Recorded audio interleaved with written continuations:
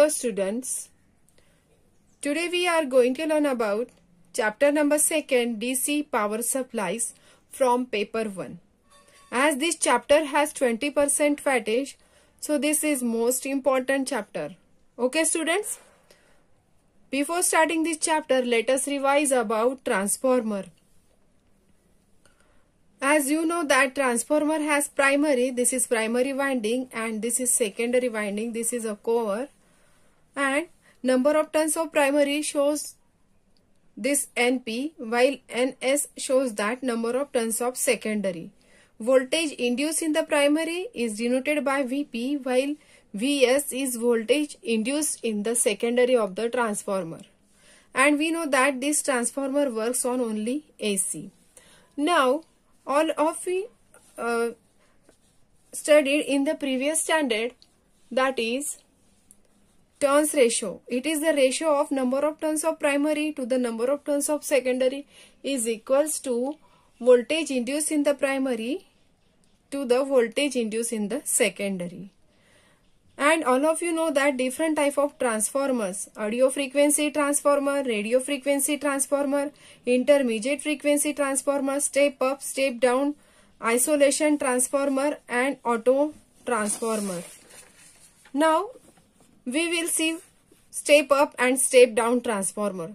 As there are number of turns of secondary are less than number of turns of primary, so the transformer is called as a step down. And here number of turns of secondary are greater than number of turns of primary, so this is a step up transformer.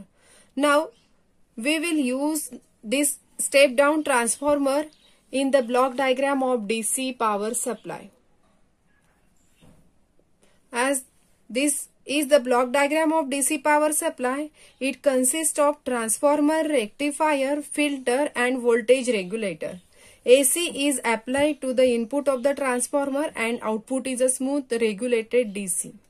First block is this transformer here, so it is a step down transformer. AC is applied to the transformer. This is a stepped down transformer output. So this is step down AC. And there is the next block, rectifier. It has three types: half wave rectifier, center tap full wave rectifier and bridge full wave rectifier. It converts bidirectional AC into unidirectional DC. Okay, but this DC contains some ripple factor. That ripple factor can be minimized with the help of this filter circuit. There are different type of filter: RC filter, LC filter, pi filter, choke filter.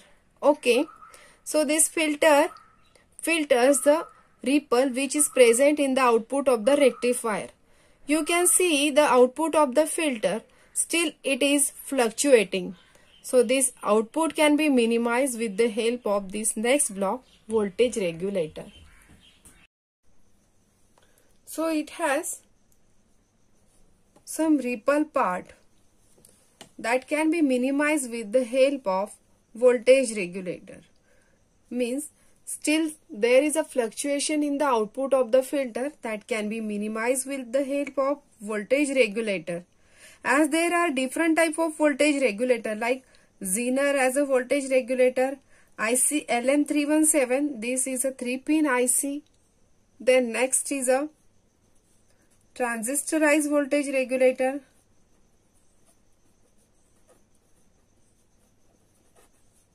Then at last SMPS, that is nothing but switched mode power supply.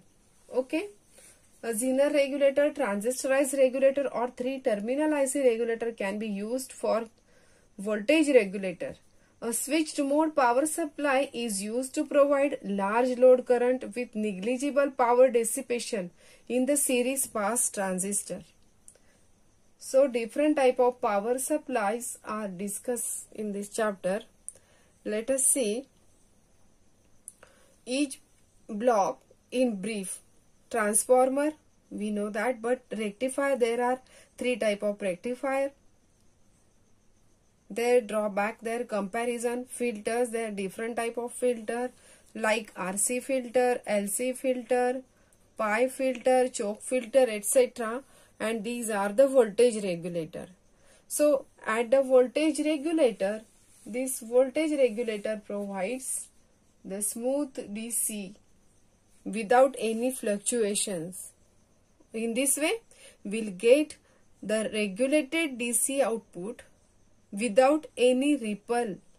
Okay. Therefore, in this way, this is a working of block diagram of DC power supply. Is that clear, students? Okay. Now let us see rectifiers. What do you mean by rectifier? Rectifier, it is an electronic circuit which converts bidirectional AC into unidirectional DC. Now there are three types of rectifiers. First, let us see first half wave rectifier. In this half wave rectifier, this is a transformer. AC supply 230 volt 50 Hz AC is applied to the primary of the transformer, while this secondary of the transformer is connected to the anode of the semiconductor diode. This is a PN junction semiconductor diode, and load resistance RL is connected at the output. Okay. Suppose this is the terminal A and this is terminal B. Okay. When this input supply is applied, when positive half cycle of the AC arises, when this first positive half cycle of the AC arises, this terminal A becomes positive with respect to the terminal B, as the terminal A is at positive potential. Therefore, this diode conducts in a forward bias direction. Therefore, this direction of the conduction of current is from terminal A through this diode D, then load resistance RL, and completed up to terminal B, that is the secondary of the transformer. Okay, I repeat again. During this first positive half cycle and this terminal B, and we'll get the output for next positive half cycle. In this way, this is the output of the rectifier. You can see in this picture the clear idea about the output of the rectifier. Okay, students?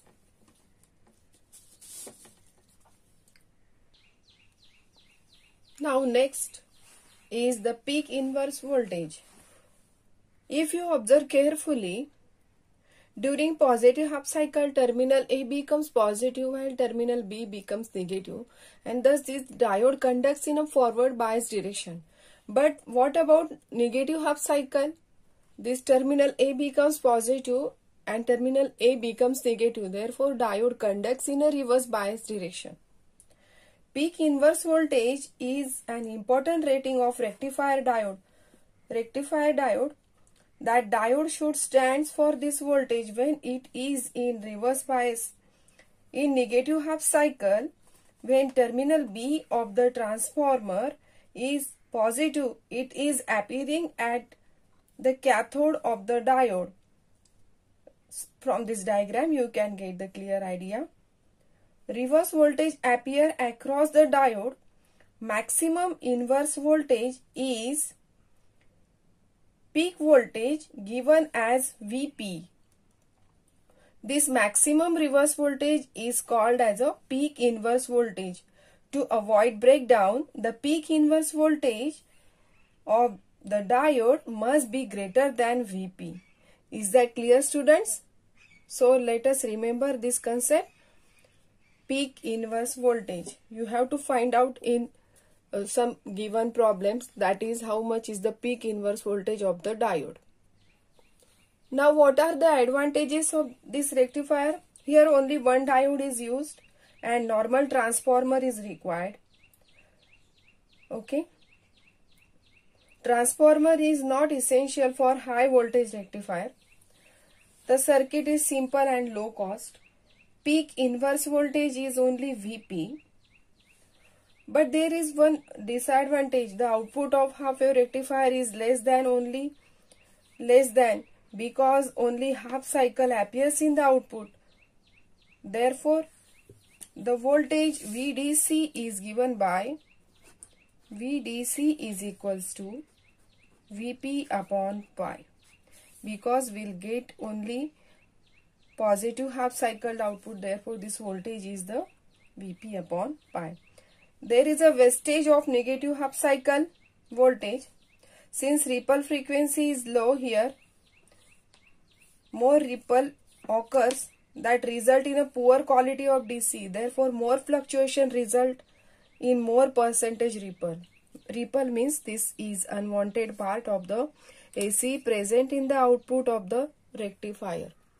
Now students, let us see center tap full wave rectifier. Now students, you can see, as in this half wave rectifier, negative half cycle is wasted. Therefore, to utilize this negative half cycle, there is a modification in this figure. One more diode is added to this half wave rectifier, with there is a bit change in the transformer. This is a center tap transformer. Why this center tap transformer is used? To utilize a negative half cycle, this one more diode and this center tap transformer. In center tap transformer, the middle terminal is tapped so that upper terminal A and lower terminal B becomes opposite in phase. When the terminal A is positive, terminal B is negative with respect to this terminal C. Okay, you will get a clear idea by this diagram. See, this is a diagram which gives the center tapped transformer. Okay students,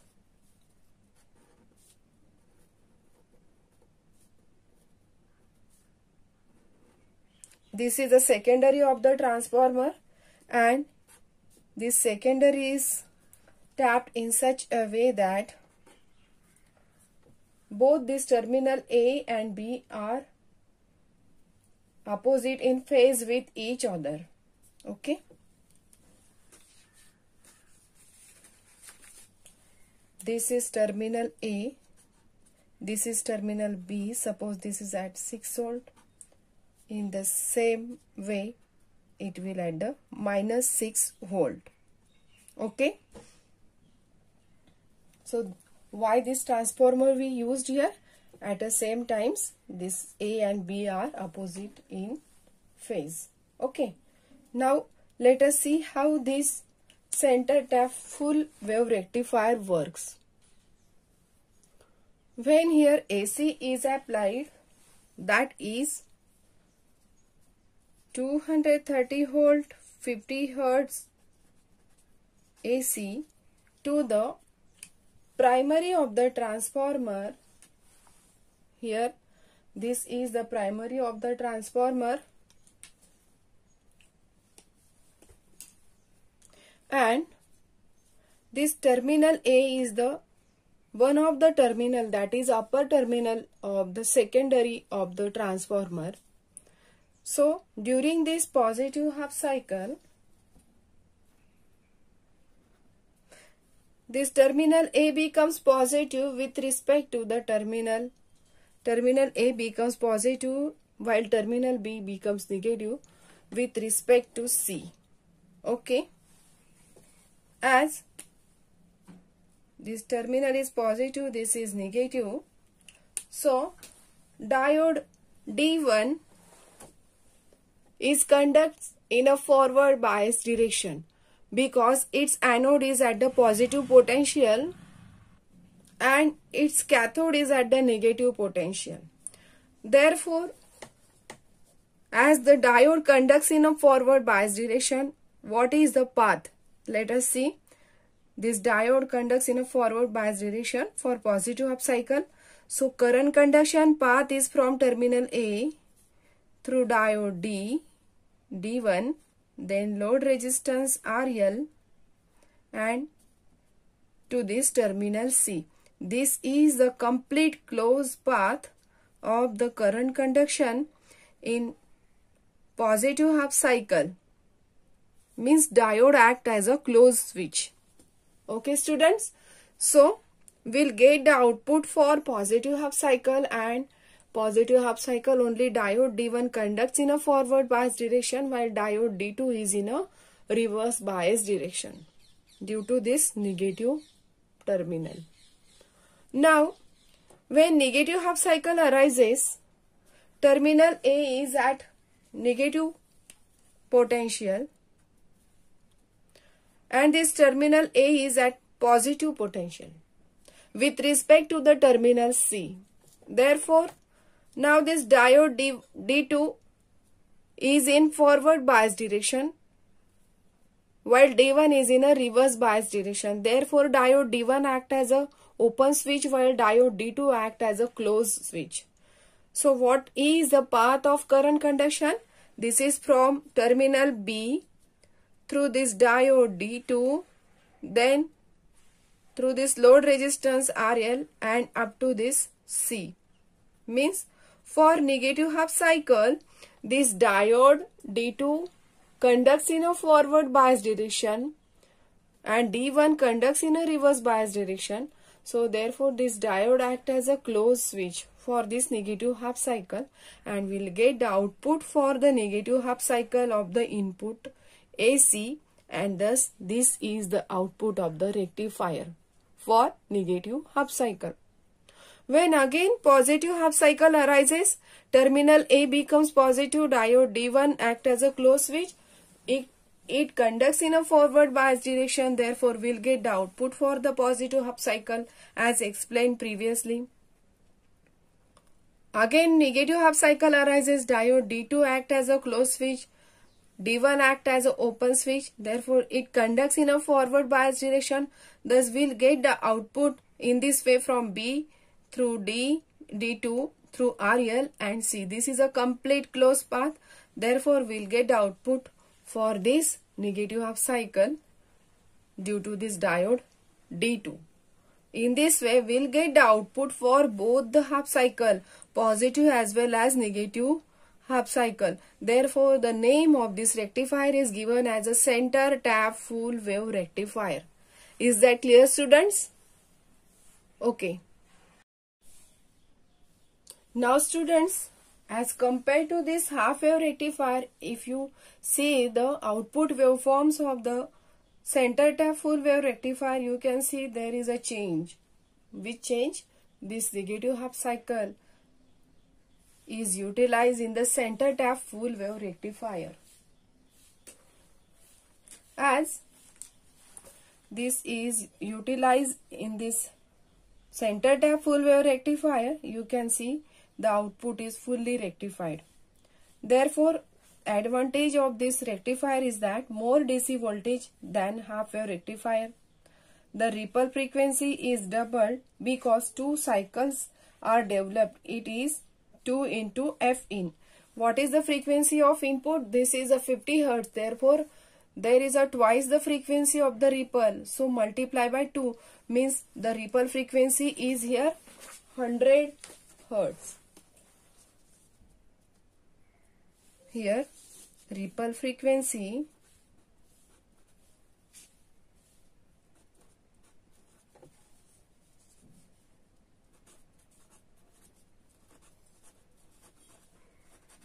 is given by 2 into F in. As the input frequency is 50 Hz, therefore the ripple frequency is about 2 into 50, therefore 100 Hz. Frequency is doubled here, but as there is a loss of negative half cycle, here ripple frequency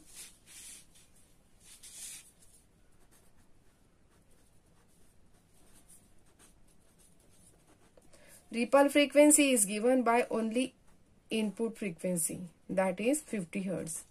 Means you can see there is a big change. Due to this utilized negative half cycle in center tap full wave rectifier, frequency of ripple, that is ripple frequency, is doubled in a in a center tap full wave rectifier. Now advantage, one of the more advantage here, only two diodes are used. You can see in the diagram here only two diodes are used. But some of the disadvantage of the center tap rectifiers are there. Here center tap transformer is necessary as compared to half wave rectifier, which increases the cost of the rectifier. Here peak inverse voltage is twice Vp or twice Vm. In some reference book or textbook it is represented with the letter Vm. Okay, as there are two diodes are used, so therefore the cost of diode is more. In this way, this rectifier have some disadvantages. Okay, but remember that its ripple frequency is double than a half wave rectifier. You have to write this point in a comparison of all these three rectifier. Now let us see bridge rectifier. Now let us see how to draw the circuit diagram of bridge full wave rectifier. Bridge full wave rectifier.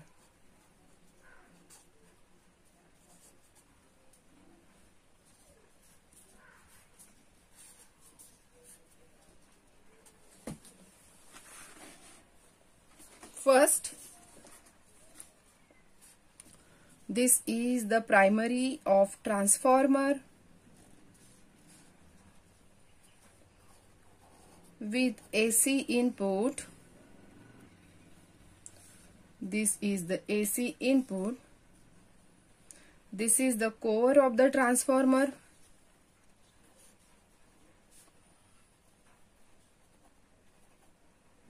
This is a secondary of the transformer. Then in this rectifier 4 diodes are used. So how to draw bridge rectifier? Okay, see, as you have to draw the bridge, first make the points in this way. Okay, then make a gap for each diode.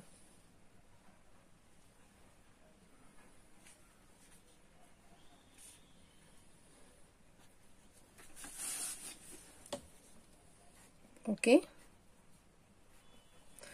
now let us remember, as this is anode of the diode and this is the cathode of the diode, exactly you have to draw the parallel diode in the same way to connect in the circuit. Remember student, both these diodes should be parallel like anode and cathode in the same direction. Similarly, these two diodes in the same direction. In this way, this is the formation of bridge. Okay, and when you connect this one terminal of the secondary, this is another terminal of the secondary, you have to connect load resistance RL here by drawing jumpers. If you not draw the jumper here, it may be treated as a connection. It will make a wrong circuit connection, so it is necessary to draw the jumpers. And in this way, this is the complete circuit of bridge full wave rectifier. And these are the labelings: D1, D2, D3, D4. Now I will draw this diagram in another way.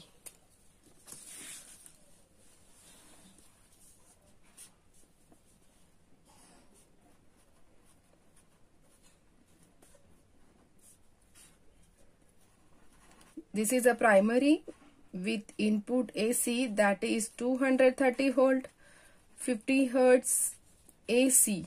Okay. And this is a core of the transformer. Here it is secondary of the transformer. I will draw two diodes.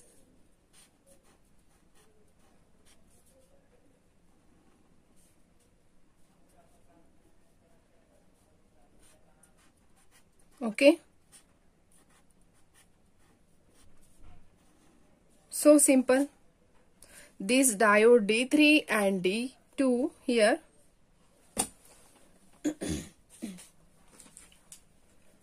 Diode D3 and D2 are here, while D1 and D4 are here. Okay.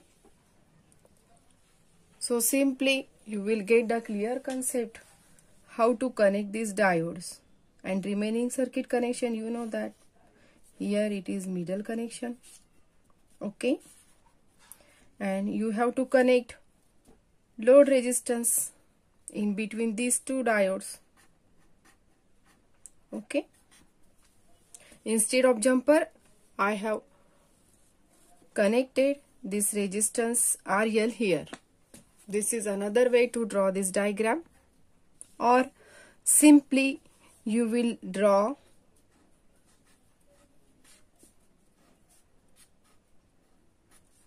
this circuit.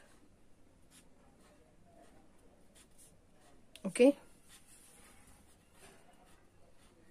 In this way, and directly you can connect here load resistance RL. This diagram also you can draw in the exam. There is no objection. All these three ways are different, but their working is same. Okay.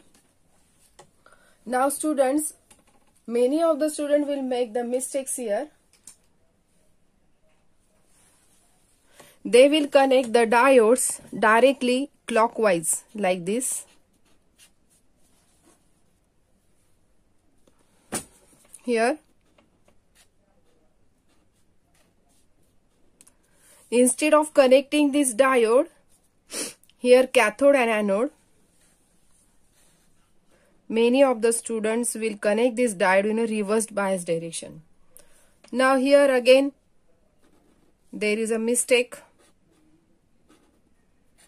See, this is totally wrong diagram.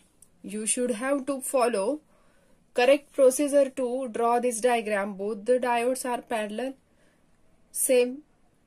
D1 and D3 connected in the same way, and here both these diodes are parallel. Remember to connect proper way. Okay. But don't follow this way to continue clockwise direction. Okay students. This is the correct diagram of bridge full wave rectifier with input AC is connected here. Okay. And draw the dotted lines to show output for each positive and negative half cycle in this way. In this way you can draw the dotted lines to show output for respected output, respected inputs and outputs here. This is voltage or current, this is time, and this is input. Now these are diodes D1, D2, D3 and D4. Okay. Let us see how these diodes conducts. When positive half cycle of input AC is arises, this terminal A becomes positive with respect to the terminal B. As this terminal B is positive, therefore anode of the diode is diode D1 here. Anode of the diode D1 is positive. In the same way, this anode of the D3 is positive with respect to this cathode. So, I repeat again, when positive half cycle of the input AC arises, terminal A becomes positive with respect to the terminal B. Then diode D1, anode of the diode D1 is at the positive, while diode D3, anode of the diode D3 at the positive. Okay. Therefore, both these diode conducts in a reverse bias direction. Why? Because as this positive potential goes to the D4 cathode of the diode D4, in the similar way cathode of the diode D2, and we know that if the cathode of the diode is at the positive potential and anode is at the negative potential, this diode act as an open switch, means it will not conduct, or it is in reverse bias direction. Therefore, they act as an open switch, and both these diode D1 and D3 act as a closed switch. Okay. Therefore, the current conduction path, this is load resistance. The current conduction path is from diode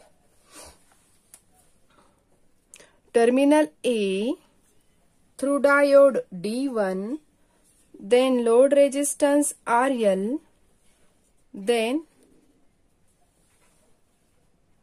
okay, I will show this arrow here. I repeat again, terminal A through diode D1, then load resistance RL, then again return to this jumping path. Now, this return to the anode of the diode D3, okay, and through this diode D3 to terminal B. This is the complete closed path of the current conduction for positive half cycle in case of diode D1 and D3. So, we'll get the output for first positive half cycle. In that case, diode D1 and D3 conducts in a forward bias direction. Therefore, this is output for positive half cycle. Now, what happens when this negative half cycle arises? In case of negative half cycle, when negative half cycle arises, this terminal A becomes negative while terminal B becomes positive. Therefore, as this is the positive, okay, and the anode of the diode D2 is at positive potential, okay. In the similar way, the anode of the diode D4 is at the positive potential, okay. Now, this condition, when terminal A becomes negative, terminal B becomes positive, for negative half cycle, diode D4 and D2 are in forward bias direction. Means they act as a closed switch. What about D1 and D3? As this terminal is at the positive, therefore cathode of the diode D3 and similarly D1 as at the positive potential, and this is anode of the diode D3 and D1, they are at the negative potential. Therefore, diode D1 and D3 are in reverse bias direction for negative half cycle. Okay. Now let us see their path of current conduction. I will start from terminal B because this is at the positive potential. Therefore, current conduction path of diode D2 and D4 in a negative half cycle is from terminal B through diode D2, okay, or you will start terminal here, terminal B, that is a positive, then D2, then this load resistance RL. Okay students, I repeat again, terminal B, look at this green line. This green line represents current conduction path in a reverse bias direction. Forget about these blue or black lines.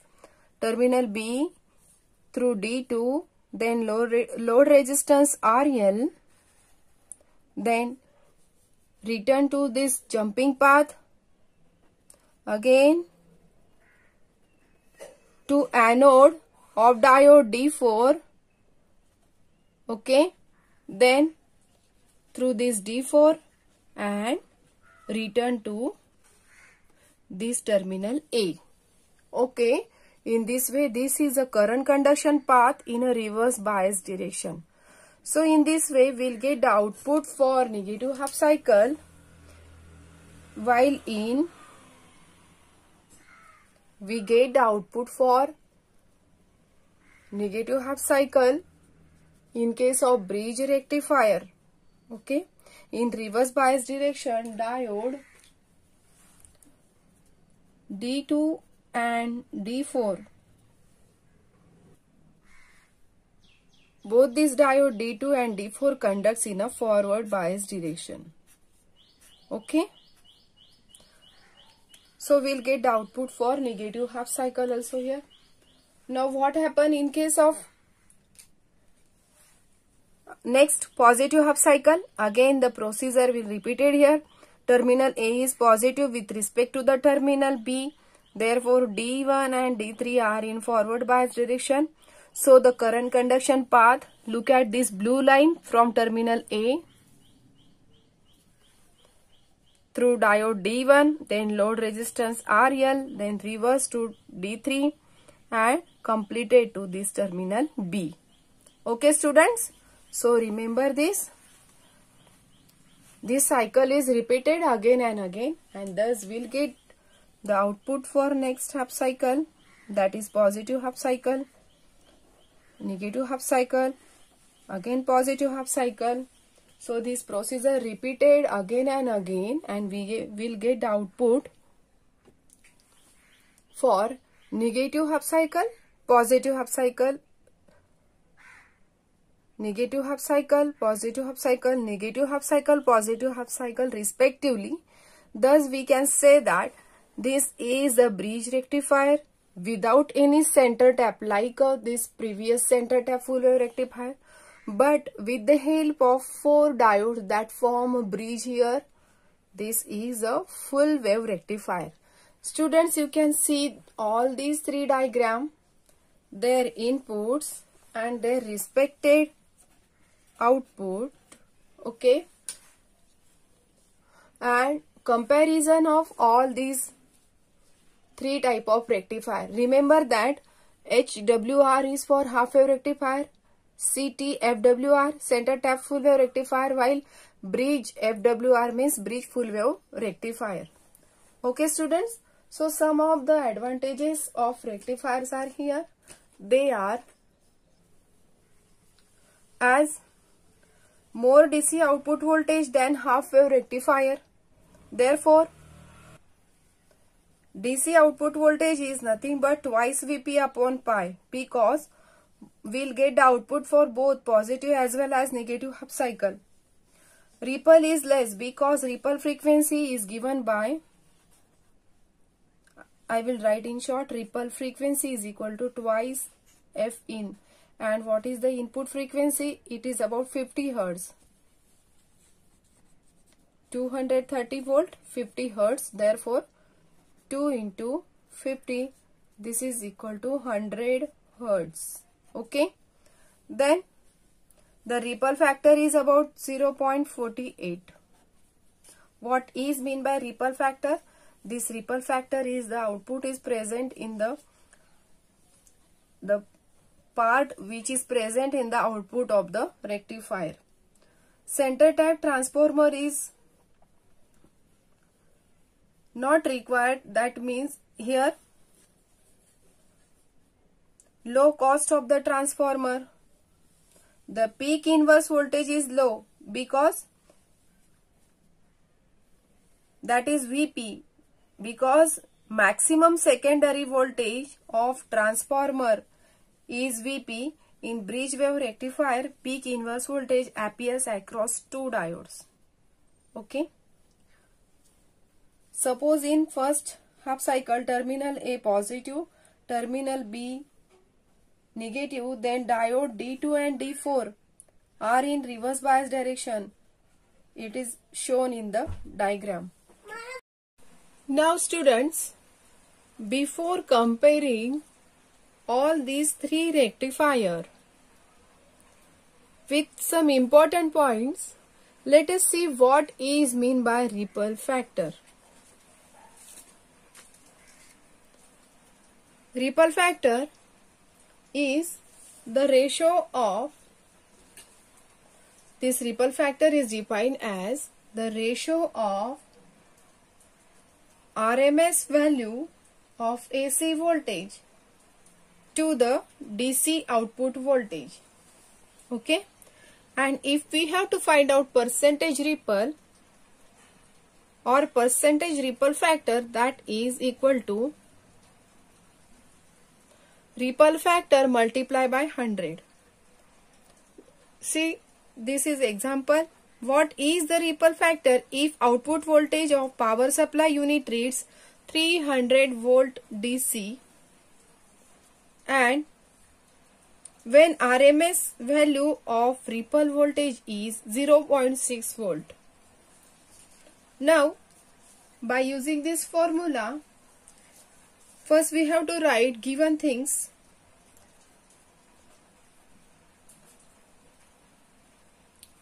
AC voltage in RMS is equal to AC voltage in RMS is equal to 0.6 volt and DC output voltage is about 300 volt. Therefore, ripple factor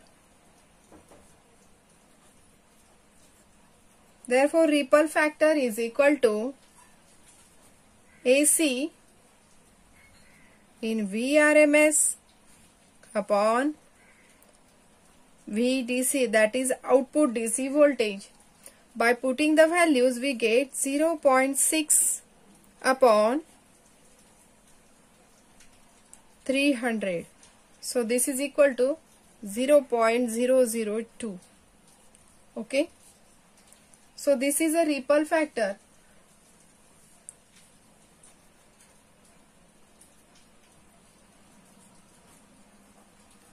This ripple factor is equal to 0.002. Percentage of ripple will be percentage, and percentage of ripple is equal to this ripple factor multiplied by 100 according to this formula, and this ripple factor is equal to 0.002 multiplied by 100. We will get 0.002 multiplied by 100 is equal to 0.2%. In this way, you can calculate the ripple factor. In this way, these are the three type of rectifier. These are the three circuit diagram, their input and output waveform, and this is the today's topic. We have learned that what is mean by rectifier and types of rectifier.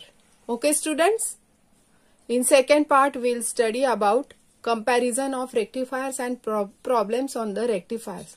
Thank you.